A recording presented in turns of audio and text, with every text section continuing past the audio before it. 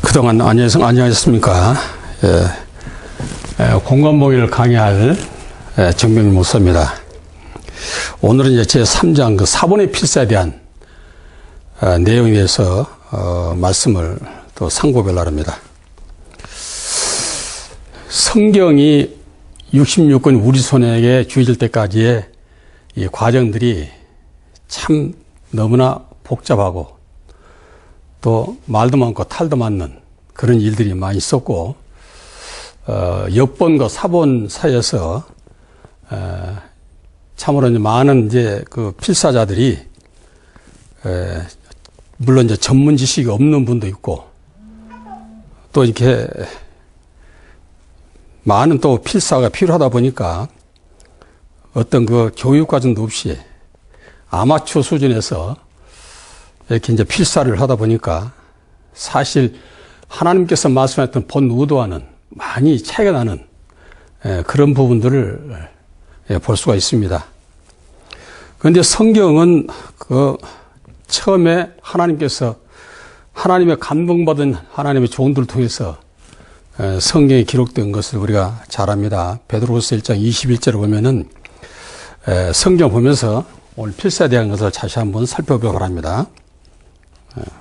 베드로후서 1장 20절부터 21절을 보면은, 자, 먼저 알 것은 경의 모든 예언은 사사로이 풀 것이 아니니 예언은 언제든지 사람의 뜻으로 낸 것이 아니오 오직 성령의 감동하심을 입은 사람들이 하나님께 말씀을 직접 받아서 기록했다라고 했습니다.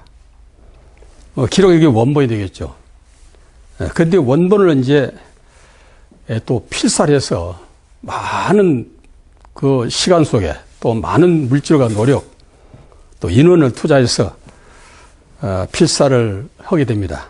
그리고 또 이제 원어 성경을 또 각 나라의 말로 또 역본을 해서 번역해서 또 오늘날 우리 손에 이렇게 성경이 와 있는데, 우리가 이제 성경 보면은 이사야 34장 16절을 보면은 너희는 이 여호와의 책을 자세히 읽어보라 했습니다. 성경 보겠습니다. 16절을 보면은 너희 여호와의 책을 자세히 읽어보라. 그런데 이 책이 하나도 빠진 것이 없고 그 짝이 없는 것이 없다. 그렇게 말씀하셨어요. 빠진 것이 없고 짝이 없는 것이 없는데, 이것은 여호와의 입이 명하셨고 여호와의 신이 이렇게 모아서 66권 성경을 출간해 만들었다. 이렇게 이미 이사 선지자를 통해서 예언하고 있습니다. 그런데 이 성경이 나오고 오늘날 우리 손에까지 들어오기까지 과정이 너무나 복잡합니다. 너무나 많은 사람들이 의견, 자기 생각, 자기 이론, 자기 지식으로 이렇게 성경을 필사하다 보니까 빠진 부분도 있고 또 더한 부분도 있고 해서 오늘날 성경이 참으로 핵심적인 하나님의 뜻과 의도를 이 성경에서 찾는다는 것은 참 하늘의 별 따기다, 이렇게 생각할 수가 있겠습니다. 그 역본을 보면 NIV 성경이 있는데 신국제 역본이라 해서 그 어떤 그 만든 비용부터 어마어마한 돈이 들어갑니다.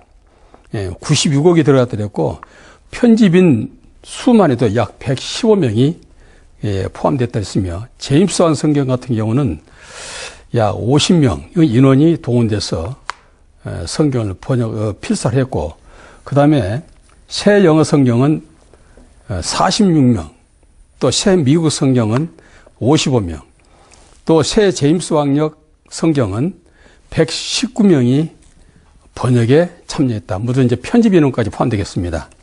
이렇게 막대한 예산과 또 인원과 자본이 투자돼서 오늘날 성경이 필사되었다, 이렇게 말합니다.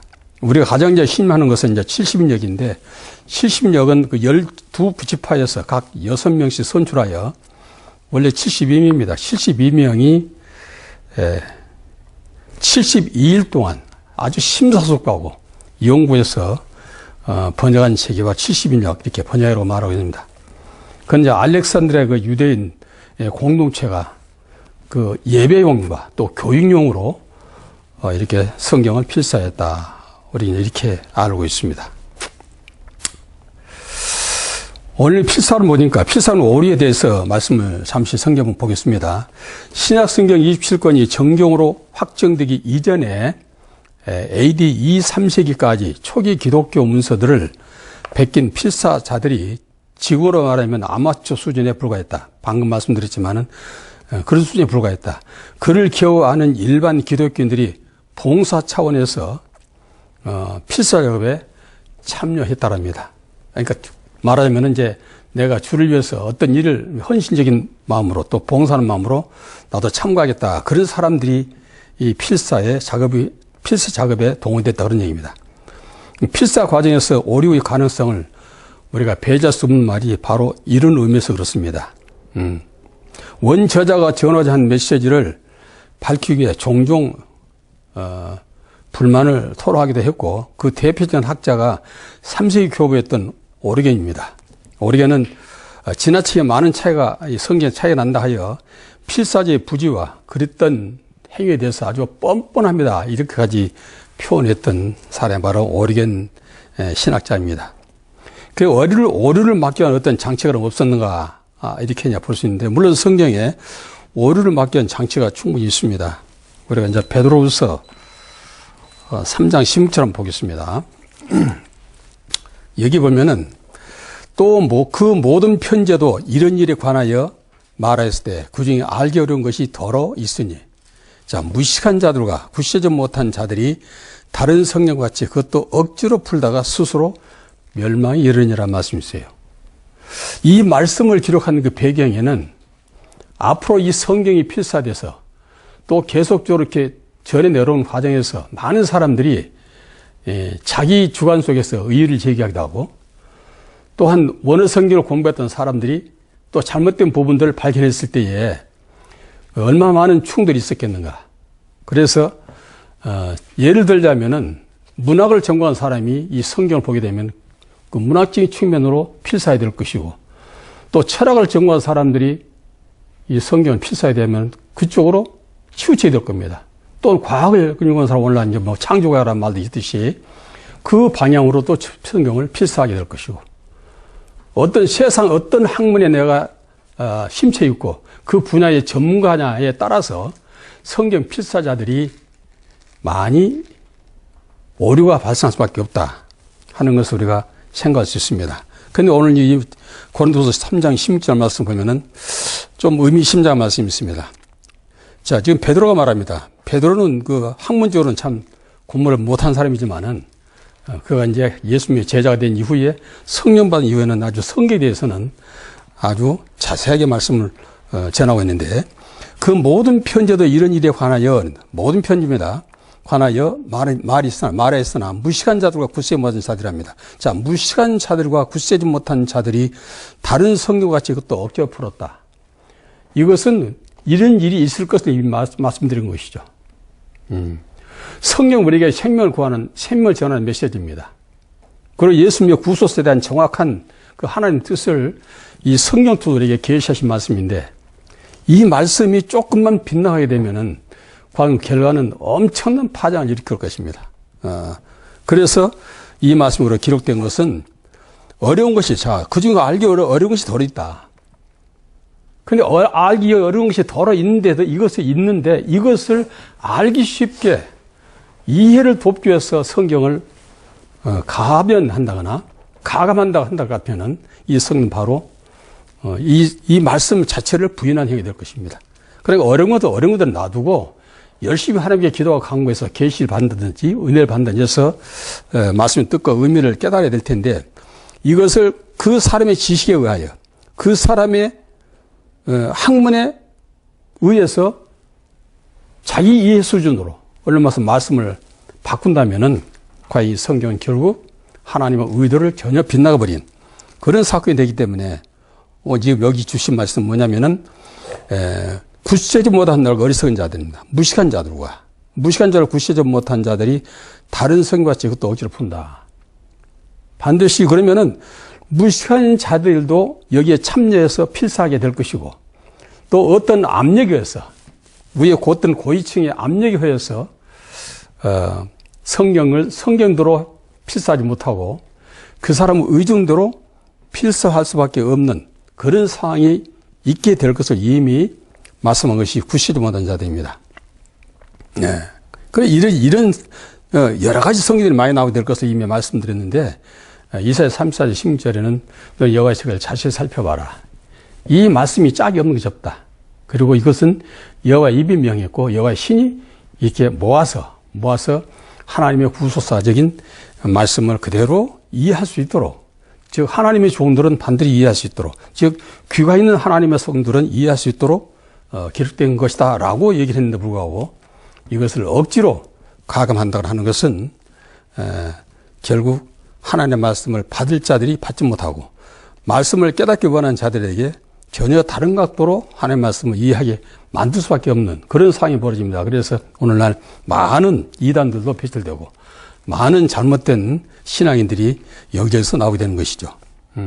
그래서 하나님의 말씀은 정말로 이 피에 얼룩진 말씀이죠. 수많은 사람이 이것 때문에 죽고 이 말씀 때문에 또 이 말씀 때문에 곤욕과 핍박과 환난을 당했습니다. 오늘날도 동일하게 계속적으로 이 성경은 필사되고 있습니다. 오늘날은 어떻게 됩니까? 큰 교회는 자기들 교회만 특유하게 또 성경을 필사를 해서 아예 이름부터 무슨 교회 성경, 무슨 성경 이렇게 기록해서 자기 교인으로 갖고 있는 그런 성경들을 많이 볼 수 있습니다. 그렇다면 과연 누가, 어떤 사람이 하나님의 참된 뜻을 알고 진리를 깨달을 수 있겠는가 하는 문제점이 대두될 수 있습니다. 그래서 이때 오류를 막기 위해서 이렇게 되어 있는데도 불구하고 많은 사람들은 그저 알기 쉽게 많은 사람들이 이해를 도울 수 있도록 또 어린아이들을 할지라도 성경 읽으면은 진리 말씀을 깨달을 수 있게 하겠다 하는 그런 의도대로 사람의 생각과 방법이 동원돼서 성경이 계속적으로 수만 가지 방법으로 필사되고 있다 하는 것을 우리가 이해를 해야 됩니다. 계시록에 보면은, 자, 여러분 잘 아시는 계시록 보겠습니다.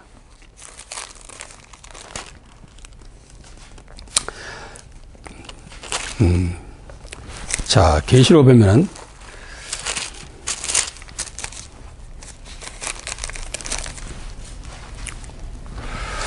자, 22장 제일 끝절입니다. 끝장 18절, 19절 보면은 내가 이 책의 열의 말씀을 듣는 각인에게 증거하노니 만일 누구든지 이것들 외에 더하면 하나님이 이 책에 기록된 재앙을 그에게 더할 것이요.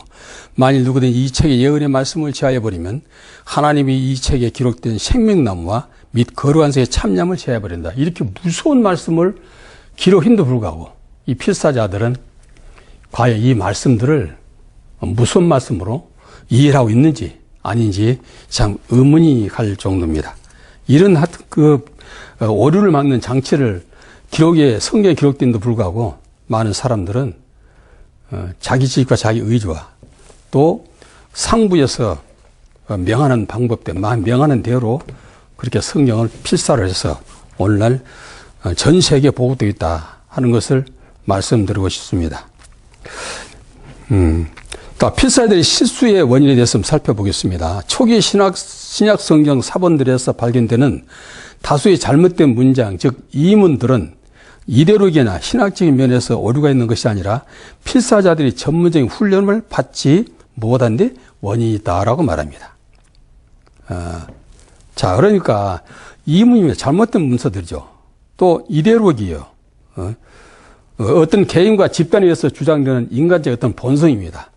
본성에 의해서 이 오류가 나오게 된다 하는 것을 말씀드린 거고, 이 모든 일들은 필사대 전문적인 훈련을 받지 못했다. 물론 훈련도 훈련 가르친 자가 바로 선자가 훈련시켜야지, 자기 의식대로, 자기 방법대로, 자기 생각대로 과연 밑에 사람들 훈련시킨다면 그 또한 성경을 잘못 필사할 수밖에 없다 하는 결론이 나오게 될 것입니다. 대개 필사자들은 전문적인 지식이나 훈련을 받은 자들이 아닌데 원인을 찾을 수 있습니다. 특히 지리적 명칭이 다르게 표기됐을 때, 성경의 본문을 잘못 인용된 부분이 발견됐을 때 이를 바로잡기 위한 차원에서 변개했다 그렇게 말합니다. 우리가 성경 보면 이제 지역 이름, 사람 이름, 또 연도, 또 숫자 이런 부분들도 하나님께서는 그 부분을 통해서 또 하나님의 뜻을 이해할 수 있도록 이렇게 되어 있습니다.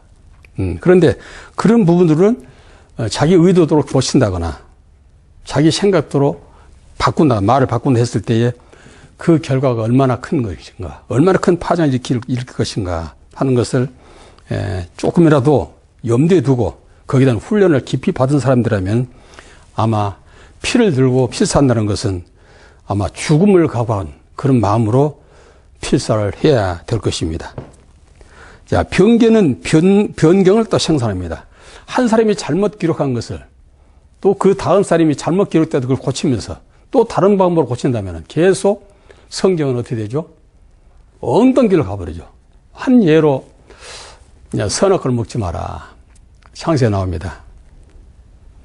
먹으면 정령 죽으래라. 네 모든 실과는 임으로 먹되 동산 주안에 있는 선악을 먹자. 먹으면 정령 죽으래. 그 선악과만 해도 얼마나 많은 방법으로 오더라고 있습니까? 그런 걸 제가 들었어요. 선악과는 뭐 사과다. 뭐 사과는 뭐 달다.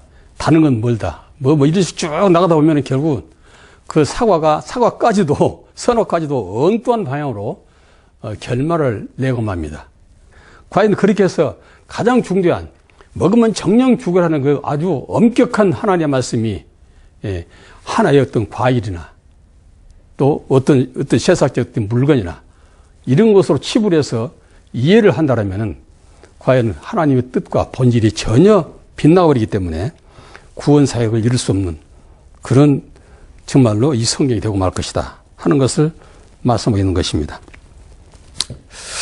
자, 순수한 동기에서 변개했다고 손치더라도 많은 사람들이 또 변개는 어쩔 수 없이 변개할 수밖에 없는 매우 우수한 고대 사본 중 하나인 사식의 바티칸 사본은 이를 잘 나타내고 있습니다. 히브리서 앞부분 그리스도는 그의 능력으로 말씀으로 만물을 붙드시고 되어 있죠.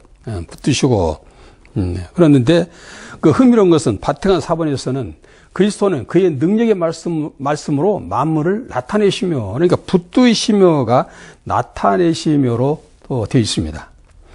여러 세기가 지난 뒤 사본의 두 번째 필사자는 이 사본을 읽고 나타내시며라는 단어가 생소하다는 것을 나중에 발견해야 됩니다. 그래서 이 단어를 또 붙드시며도 고치죠. 이렇게 많은 사람들이 말씀을 고치고 다시 원본체에서 다시 되돌아가 하는 과정들이 결국 어떻게 됐어요? 성경이 그냥 결국 구원을 이룰 수 없는 아주 휴지적으로 변할 수밖에 없는 그런 엄청난 사태가 벌어지게 되는 것이죠.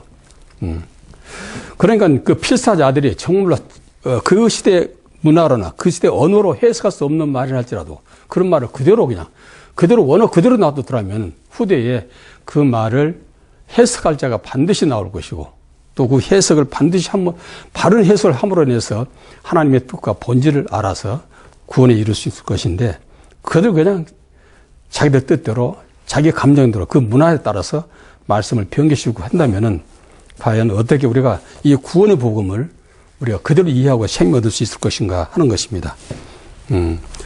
우리가 이제 요한복음 한번 성경을 보겠습니다. 요한복음. 자, 20장 31절 말씀을 보겠습니다. 이 성경을 기록한 목적이 무엇인가 한번 보겠습니다. 요한복음 20장 31절을 보면은 오직 이것을 기록함은 너희로 예수께서 하나님의 아들 그리스도이심을 믿게 하려 하며 또 너희로 믿고 그의 이름을 힘입어 생명을 얻게 하려 함이라 그랬습니다. 그러니까 이 성경을 기록한 목적이 그렇습니다. 성령의 감동받은 자들을 부르셔서 그들에게 직접 하나님의 말씀을 불러주셨고 부른 그 말씀을 듣고 그들을 기록했는데 이 기록한 목적은 바로 뭡니까? 하나님 예수께서 하나님의 아들 그리스도이심을 믿게 하려 하며 그랬어요. 또 너희로 믿고 그 이름을 힘입어 생명을 얻게 하기 위한 것이다. 이렇게 했는데 우리가 성경을 통해서 성경 66권 어디를 통해서도 예수 그리스도가 하나님의 아들인 것을 우리가 알 수 있게 기록된 것이고 또 그 아들은 그리스도이심을 믿게 하여 그 이름으로 영원한 생명을 얻게 한 것인데 이런 하나님의 참 하나님이 나타내고자 하나님께서 나타내고자 또 하나님께서 계시하고자 하는 그 의도를 분명히 알고 또 필사하거나 또 번역할 사람들이 번역한다면은 가하겠거니와 그렇지 못한 상태에서 이 성경을 번역하거나 필사한다면은 결국은 예수 그리스도가 하나님의 아들인 것을 믿지도 못할 뿐만 아니라 또 그 이름을 힘입어서 어떻게 영생을 얻을 수 있을 것인가 하는 것에 대한 의문투성이로 의문이 남게 된과 동시에 하나님을 이해하지 못함으로 멸망에 들어가는 그런 무서운 일들이 벌어질 수밖에 없는 것이 바로 필사자들이 어떻게 필사하느냐에 따라서 결론이 날 것이다 그 말입니다.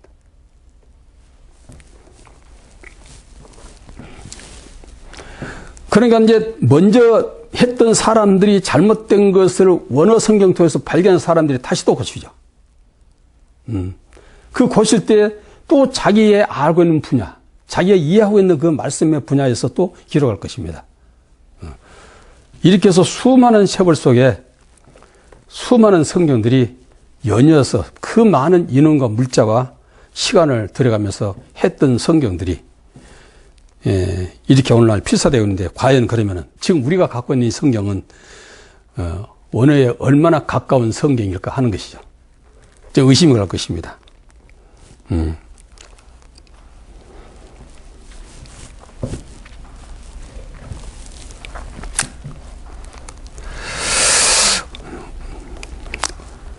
자, 성경 보면은 갈라디아 6장 3절에 보면은 되지 못한 것이 된 것으로 알고 착각하고 하나님의 말씀을 가르치거나 증가하거나 또 뜻을 풀이한다면은 과연 그는 똑같이 소경이 돼서 소경이 소경에 인도하는 그런 사건이 벌어질 것입니다. 그러므로 마태복음 15장 14절에도 소경이 소경에 인도하면 둘 다 구덩이에 빠진다 이렇게 말씀을 하고 있습니다. 이건 바로 그 무식한 자의 편에 속한 거죠. 베드로 3장 16절에 바로 무식한 자와 구시 못한 자의 무식한 자에 속한 사람이 되겠습니다. 그러므로 요한복음 1장 45절 보면은 율법에 기록하고 선지자들이 기록한 요셉의 아들 나사렛 예수에 대한 기록, 이 기록들을 우리가 자세히 그 출처를 알고 원문에 기록된 말씀을 어떻게든지 가까이 찾아가서 그 말씀의 뜻을 의미를 알고 말씀을 공부하고 또 이 말씀을 통해서 믿음을 가진다면은 반드시 그 사람은 생명을 얻게 될 것이지만 그렇지 못한다면은 내가 평생 열심히 수고하고 봉사하고 헌신을 했다 할지라도 그날에 가서 나는 너를 모른다 하게 될 것은 뻔한 이치입니다.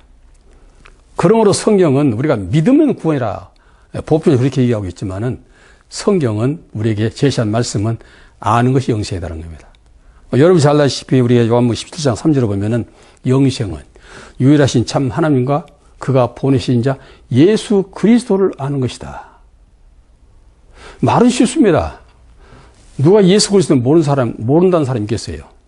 그저 한 1년 이상만 교회를 다니고 열심히 목사의 말씀을 들었던 사람들은 예수 그리스도에 대해서 물은다면 능히 대답할 것입니다.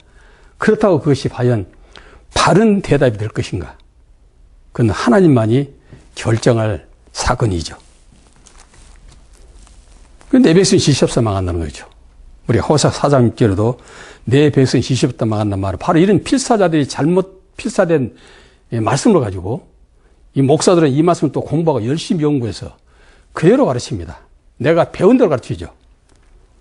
가르쳤는데 그것이 만약 하나님께서 원하는 원문과 전혀 동떨어진 말씀으로 변기됐다면 그 사람은 아무리 충성봉사해도 또 열심히 신앙생활을 했다 할지라도 구원하고는 요연한 삶이 될 것이다 라고 생각할 수밖에 없는 것입니다. 그러므로 우리는 어때든지 하나님께 이 성경 말씀 그렇게 말하고 있죠.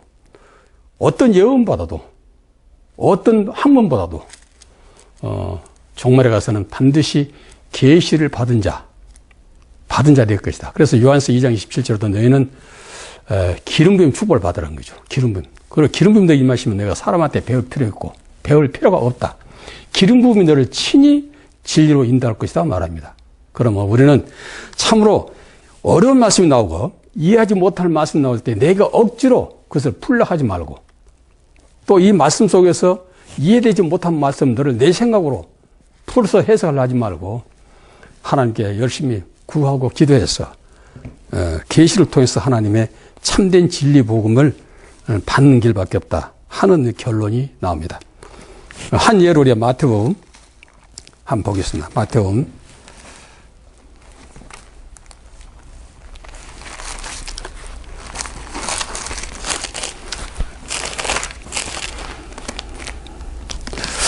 자, 마태복음 11장 27절을 한번 보겠습니다.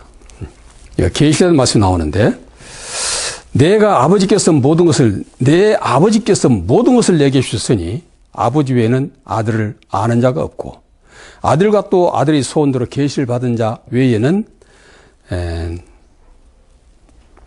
아버지를 아는 자가 없다. 이게 좀 어려운 말씀 아닙니까? 그러면 계시 받지 못한 사람들도 하나님을 아버지라 부르고 있고 또 아버지로 믿고 있습니다. 그런데 왜 이런 말 썼을까 그 말이죠. 자, 다시 한번 봅니다. 내 아버지께서 모든 것을 내게 주셨으니 아버지 외에는 아들을 아는 자가 없고. 그렇죠. 당연히 아들은 아버지를 알아야 되겠죠.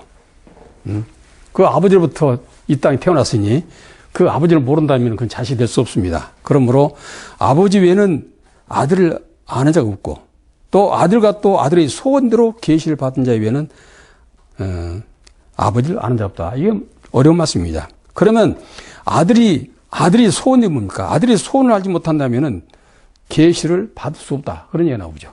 아들의 소원을 모른다면은 아들의 소원을 알아야 됩니다. 아들의 소원이 무엇일까요? 하는 얘기죠.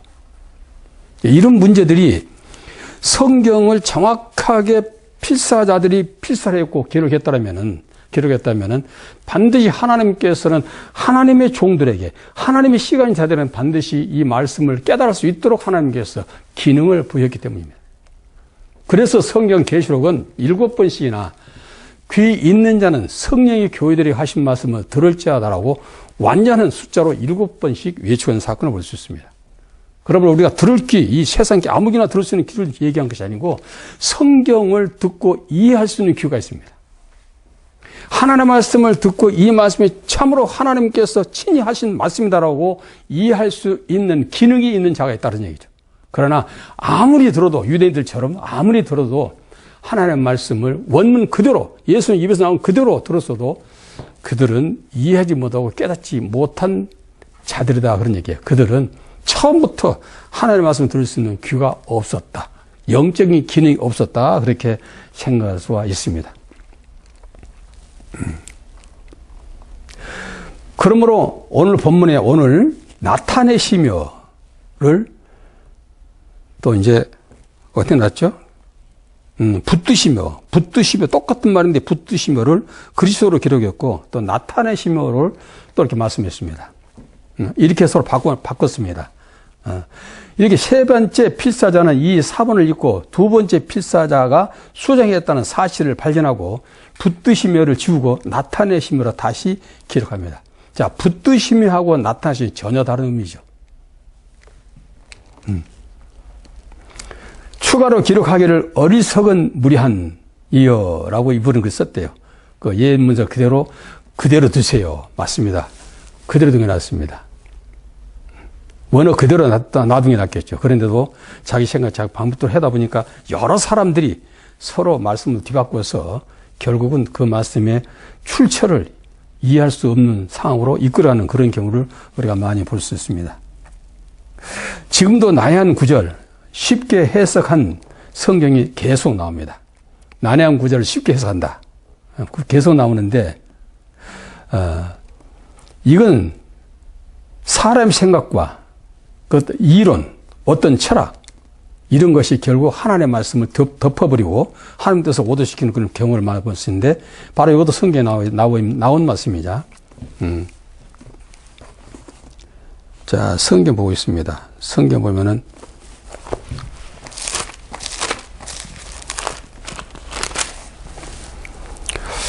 자, 고린도서 2장 8절을 보면은, 골로새서 2장 8절을 보면은 누가 철학과 헛된 속임수로 너희를 노래할까 주의하라. 이것이 사람의 유전과 세상의 초든 학문을 쫓으며 그리스도를 쫓음이 아니니라. 그렇습니다. 사람들이 어떤 철학으로 하나님의 말씀을 또 어떤 헛된 속임수 이런 것으로 자기 생각과 자기 방법, 자기 지식으로 성경을 이렇게 풉니다. 성경 풉니다. 이런 경우를 어떻게 말합니까? 이것은 세상의 초등학문이요. 세상의 초등학문을 쫓은 것이요. 그리스도를 쫓는 것이 아니다. 그래서 이런 성도들이 결국 다른 복음, 다른 영, 다른 예수로 이렇게 사도 바울은 말하고 있습니다. 자, 고린도서 11장을 보겠습니다. 계속적으로 이런 성경이 난무할 것이다 라고 이미 예언하고 있는 것이죠. 자, 고린도서 11장 그 13절, 14절, 15절까지 보겠습니다. 저런 사람은 거짓 사도요 교일과 여건이니 자기를 그리스도의 사도로 가장하는 자들이다. 예. 사도라는 이름으로 하게 되면은 얼마 기름 부은 종이라 말하게 되면은 유명한 어떤 목사다라고 말하게 되면은 그 말들을 오히려 성경보다 권위를 두고 믿게 됩니다. 저도 옛날에 그 큰 교회 한번 다녔을 때 그런 얘기였어요. 그 부목사님 하는 말이 지금도 교회 정지하는데 우리 목사님, 담임 목사님이 설교할 때에 비록 성경에 없는 말을 한다 할지라도 그 말을 우선적으로 믿어야 됩니다라고 부목사가 설교한 말을 수십 년 한 말을 지금도 교회가 증정합니다. 그렇다면 무슨 말씀이에요? 담임 목사의 말이 성경 권위보다 높다. 위에 있다 그런 얘기 아닙니까? 그 성경은 잘못된 기록된 말씀드리고 담임 목사는 원에 가까운 말을 하고 있다. 이렇게 또 해석할 수 있습니다. 그러므로 오히려 그 말에 권위를 더 두어야 된다라고 얘기한 부목사를 봤어요. 그러니 이 성경 필사할 때도 얼마나 많은 사람들이 위에 사람들의 말을 듣고 위에 왕들이 지시한 말에 거부할 수 없어서 그냥 그들의 원하는 대로 그들의 말한 대로 성경을 필사했다고 한다면 이것은 다른 성이 될 수밖에 없다. 그런 얘기입니다. 그 봅니다. 또 11장 4절부터 보겠습니다. 4절.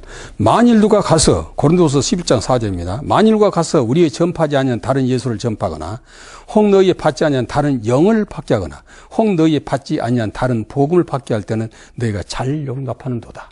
그렇습니다. 오늘날 진리를 전하는 교회는 사람이 모여들지 않습니다. 그러나 세상 철학의 어떤 학문이나 아주 높은 세상의 지식 그런 지식을 가지고 곁들여서 하나님의 말씀을 전한 그런 교회들은 아주 인산인해를 이룹니다. 교인들이. 왜? 그게 훨씬 더 지혜롭고 훨씬 더 아름답고 훨씬 더 감동적이거든요. 그래서 그런 교회는 사람들이 많이 모여들지만은 진리를 전하게 되면은 사람들이 떠납니다. 우리 오병이어 사건을 통해서도 요한복음 6장에 예수께서 보리떡 5개와 물고기 2마리로 5,000명을 먹여도 12밥을 거둔 사건이 있습니다. 그때 예수님께서 비로소 그들이 선지자를 인정한 이후에 비로소 말합니다. 너희 조상들은 하늘에서 내려온 떡을 먹어도 죽었다. 나는 하늘에서 내려온 나는 산떡이야. 나를 먹은 자는 살 것이야. 그리고 천국 복음을 바로 진리를 증거하니까 많은 사람들이 누가 이 말을 들을 수 있는가? 오늘 이 말을 들을 수 없다. 어찌 자기 피를, 어찌 자기 살을 떼어서 우리를 준다라는가? 그 말의 뜻과 말씀의 뜻과 의미를 깨닫지 못한 그들은 결국은 들을 수 없다고 다 떠나버렸고 다시는 예수와 함께 다니지 아니했다라고 말합니다. 우리가 하나님의 말씀을 어떻게 깨닫냐에 따라서 또 어떻게 듣느냐에 따라서 어떻게 기록된 말씀을 읽느냐에 따라서 우리 영혼은 멸망받을 수 있고 구원할 수 있다. 그런 얘기가 되었습니다. 왜냐하면 하나님의 말씀은 생명의 말씀이기 때문에 그렇습니다. 세상의 어떤 이론이 아니기 때문에. 그런데 다른 말을 전해요. 얼른 말을 필사자들이 잘못된 필사의 복음을, 필사의 책을 읽고 복음으로 받아들인다면 그것은 다른 예수가 되고 다른 복음이 되고 다른 영이 된다는 거죠. 우리는 하나님의 영, 즉 성령의 지수를 받고 성령의 인도를 받지 않으면 아무리 우리가 열심히 평생을 주를 헌신하고 봉사한다 할지라도 나는 너를 도무지 알지 못한다라고 마태복음 7장 21절에 나온 것처럼 그런 엄청난 불행을 맛보게 된다 그런 얘기입니다. 그러니 이 복음이 필사자들에 의해서 모두 좌우된다는 거 얼마나 중요한지 우리는 잘 이해해야 됩니다. 그런데 많은 사람들이 이것을 민다는 거죠. 이렇게 잘못된 그 필사를 그대로 인정하고 우리의 사람의 교훈과 이론에 맞춰서 이렇게 필사하는 것을 더 좋아한다는 것은 뭡니까? 더 좋아한다는 것은 사람들은 세속화를 세상 물정을 따라가고 문화를 따라가고 현실을 따라가기를 좋아합니다. 그렇다는 아주 구태연한 자세 또 정말로 고리타분한 자세로 이렇게 말씀을 생각하기 때문에 항상 좀 신비롭고 그런 부분에 따라서 사람들은 움직인다 그런 얘기입니다. 그런데 이것을 방금 그 고린도후서 11장 13절 14절 말한 것처럼 저런 사람들은 거짓 사도 교회의 역군이니 자기 일을 그리스도의 사도로 가장한다 그랬는데 이것이 이상한 게 아니라는 거죠. 이렇게 그들이 따라가는 거, 이 잘못된 필사자들의 말을 듣고 잘못된 복음으로 따라가는 것이 이상한 게 아니라는 거죠. 이상한 일이 아니라 사단도 자기를 광명의 천사라 한다. 결국 광명의 천사에 의해서 이 필사자들도 그런 영의 지시를 받은 자들은 결국 이 필사를 제대로 할 수 없고 또 필사뿐이 아니라 복음을 전할 때도 그런 영을 받은 자들은 하나님의 말씀을 바로 전할 수 없다. 이렇게 우리가 생각할 수가 있겠습니다. 자, 동문 혹은 도법이라는 있는데 해당 구절이 있기 성경이 확정되기 전 초기 기독교에서 도법을 매우 중요한 위치를 차지했습니다. 각종 문서의 사본을 한 사람이 읽어주면 여러 필사자가 그 소리를 듣고 옮겨준 방법으로 사본이 탄생한 것입니다. 따라서 독법이 잘못되면 사본의 내용이 다를 수밖에 없다. 당연한 것이죠. 그때 당시 필사자들은 한 사람이 읽으면은 성경을 읽으면은 여러 사람이 필사람입니다. 그 소리를 듣고 그러니 읽는 사람이 제대로 읽지 못하고 발음이 바르지 못한다면은 과연 쓰는 사람이 어떻게 쓸까요? 당연하죠. 우리가 한글도 그런 부분이 많습니다. 그냥 우리가 소리 내는 것하고 글로 쓰게 되는 다른 부분이 많이 있죠. 그런 부분이 많이 있는데 그거 다 주의해야 된다 그런 얘기입니다. 원본의 필사는 과정에서 내용이나 단어가 바뀌는 것을 말합니다. 변개의 특징은 변개는 고의적인 변개와 우발적인 변개로 날 수 있다. 변개의 결과는 왜곡으로 이을 수밖에 없다 이렇게 말합니다. 그렇죠.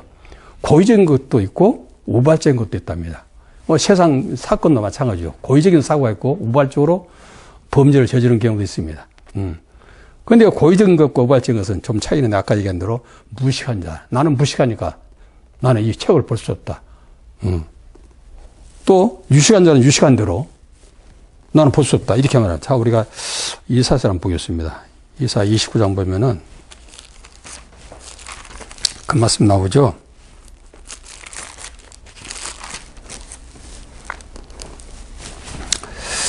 이사야 29장 9절부터 좀 봅니다. 너희는 놀라고 놀라라. 너희는 소경이 되고 소경이 되라. 그들이 취함이 포도주로 인함이 아니며 그들이 비틀거림이 독주로 인함이 아니라 대저 여호와께서 깊이 잠들게 하는 신을 너희에게 부어주사 너희로 눈을 감기셨음이니 눈은 선지자요 너희 머리를 덮으셨으니 너희 머리는 선견자라. 그러므로 모든 묵시가 너희에게는 마치 봉안책이라 책의 말이라. 그것을 유식한 자에게 주며 이르기를 그대에게 청하는 일을 읽으라 하면 대답하기를 봉화했으니 못하겠노라 할 것이요. 또 무식한 자에게 주며 이르기를 그대에게 청하는 일을 읽으라 하면 대답하기를 나는 무식하다 할 것이라. 주께서 가라사대 이 백성이 입으로 나를 존경하며 가까이하며 입술로 나를 존경하나 그 마음은 내게서 멀리 떠났나니 그들이 나를 경외하면 사람의 계명으로 가르침을 받았을 뿐이라. 그렇습니다. 사람의 계명으로 가르침을 받은 자들은 결국 성경을 필사하는데도 아주 고의적인 변개뿐만 아니라 또 우발적인 변개도 할 수가 있다라고 지금 변개 특징에서 말씀을 하고 있습니다. 자, 사본에 대해서는 다시 한번 봅니다. 손으로 100개 쓴 문서를 총체적으로 우리가 이제 사본 그럽니다. 손으로 문서를 100개 썼다. 그죠? 15세기 인쇄술이 보편화되기 이전 필사자들이 손으로 베껴 쓴 책을 사본이랍니다. 신약의 내용이 담겨 있으면 신약 성경 사본, 구약의 내용이 담겨 있으면 구약 성경 사본, 이렇게 이제 말을 합니다. 그 원본은 그럼 뭡니까? 원본은 원저자가 기록되거나 받아쓰기 한 최초의 본문을 말합니다. 그렇죠. 베드로서 1장 21절 사건입니다. 신구약 성경의 원본은 단 한 권도 없답니다. 원본을 손으로 베낀 일부 사본만 있을 뿐입니다. 자, 그렇다면은 하나님께서는 아까 얘기한 대로 이런 구절들을 쭉 넣어놨어요. 오류를 막기 어떤 장치, 브레이크 장치를 이렇게 해놓은 것은 반드시 이런 사본들이, 잘못된 사본들이 많이 퍼져 나올 것이다 하는 것을 이미 예언사적으로 말씀을 한 것이죠. 그럼 하나님께서는 왜 이렇게 했을까요? 어떤 절대적인 변개할 수 없는 어떤 원칙을 세워서 그것이 보존될 수 있도록, 계속 그 원본이 보존될 수 있도록 하나님 능력으로 할 수 있을 것인데, 왜 하나님께서는 그것이 유실되도록 그냥 방치했을까 하는 그 의문도 생길 것입니다. 이 의문에 대해서 여러분들이 기도하면서 왜 그렇게 했을까? 또한 그렇게 한 이유가 무엇일까? 이것 또한 하나님의 계획 속에 들어가 있다고 봅니다. 그러나 단 한 가지는, 반드시 이 성경은 예수는 하나님의 아들이신 것과 그의 이름을 힘입어 생명 얻기 위한 이 역사만은 반드시 오류된 성경할지라도, 필사가 잘못된 성경할지라도 그것만큼은 변질되지 않고 반드시 구원에 이룰 수 있도록 하나님께서는 모든 장치를 또 해놨을 것이다 라고 우리는 믿으셔야 됩니다. 그러므로 요한복음 5장 39절에도 많은 유대인들이 그 당시에 예수님 말씀을 듣고도 그들이 예수님을 메시아로 인정하지 못한 그때에 그래도 그들은 열심히 구약 성경을 읽었습니다. 그때 예수가 하신 말씀이 나오죠. 자, 그 말씀이 너희 없음으로 너희가 나를 죽이려 하는도다. 요한복음 5장 38절입니다. 그 말씀이 너희 속에 없음으로 너희가 나를 죽이려 하는도다. 하고 나서 이 모든 성경은 나에 대한 기록이다. 그렇게 말합니다. 너희들이 읽고 있는 모든 모세오경과 이 모든 선지서들이 다 나에 대한 37권, 나에 대한 기록이다. 39권이 나에 대한 기록이다라고 예수께서는 그들 유대인을 향해 말씀하고 볼 수가 있습니다. 이와 마찬가지로 하나님께서는 반드시 하나님의 종들은 어떤 방법으로 기록됐든 이 성경을 통해서 진리의 말씀을 깨닫게 될 것이고, 또 하나님의 계시 받은 자를 통해서 들은 말씀을 통하여 구원에 이르는 그런 은혜를 이미 예정 가운데서 하나님께서는 만들어 놨을 것이다 라고 우리는 생각할 수 있습니다. 그러면 원본은 바로 이런 것이 원본이 되었고, 이본이 있습니다. 그 다음에 이본. 기본적으로 같으나 부분적으로 차이가 날 이본입니다. 어느 부분, 적은 부분들이 좀 달리 기록됐다. 이것은 이제 이본 그런데, 변기한 독법을 가리킵니다. 변기한 독법. 따라서 이문은 원저자의 뜻과는 다른 형태와 내용을 낳게 되기 때문에 이문을 찾아 나서는 것은 원문을 회복하는 중요한 추적이라고 할 수 있다. 이렇게 말하고 있습니다. 그렇습니다. 우리가 어떻게 이 이문을 찾을 수 있을까요? 잘못된 기록 우리 이문으로 찾을 수 있는 방법이 없습니다. 하나님의 계시 아니면은, 하나님의 예언적인 역사가 아니면은 또 성령의 도움이 없으면 절대로 잘못된 기록을 찾을 수가 없습니다. 그런데 불구하고 지금 그렇게 말합니다. 형태 내용을 찾아서, 잘못된 이문을 찾아서 원문을 회복하는 중요한 추적을 할 수 있어야 된다라고 말하고 있습니다. 그 다음에 필사자의 손으로 써서 만든 책에 대해서 말씀드립니다. 자, 책을 놓고 한자 손으로 베끼는 작업을 필사자라고 합니다. 필사하는 사람을 필사자라고 하죠. 고대 시대의 필사자 중에는 비전문가 수준과 전문가 수준의 두 종류가 있습니다. 지금처럼 아르바이트나 파트타임, 형식의 종사자와 전문 직종으로 종사자가 있었던 것으로 보입니다. 우리는 이 필사자에 의해서 또 전문 직종과 또 비전문 직종을 얘기하는데, 과연 전문 직종도 어떻게 누가 그를 전문 직종이라고 또 전문가라고 그를 지명할 수 있겠는가? 그건 오직 성령님밖에 없습니다. 사람은 어느 누구나 전문직이 될 수 없습니다. 성경에 대해서는. 다만 성령께 인도하시고 성령께서 주장하시고 성령의 인도를 받는 성령에 감동된 자는 전문직자로 말할 수 있겠습니다. 시간 다 됐죠?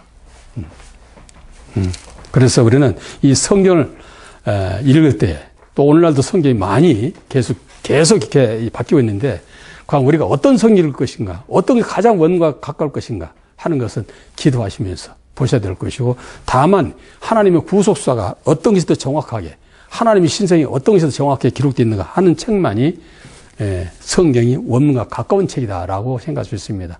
어려운 문제지만 하나님께 기도하시고 반드시 하나님 뜻과 의미를 깨달아 하나님 구속사를 찾아서 하나님의 구원에 이르는, 그들이 그 하나님께서 원하는 그 구원에 이르는 거룩한 종들로 축복받기를 예수님과 축원합니다. 마칩니다.